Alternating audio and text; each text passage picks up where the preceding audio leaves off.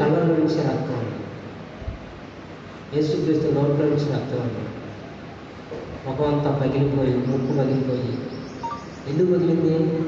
ఆయన ముఖం మీద ముసుగు వేసి వాళ్ళకి బలము కొద్దీ యేసుక్రీస్తుని పిడిగుద్దులతో గుద్దారంట.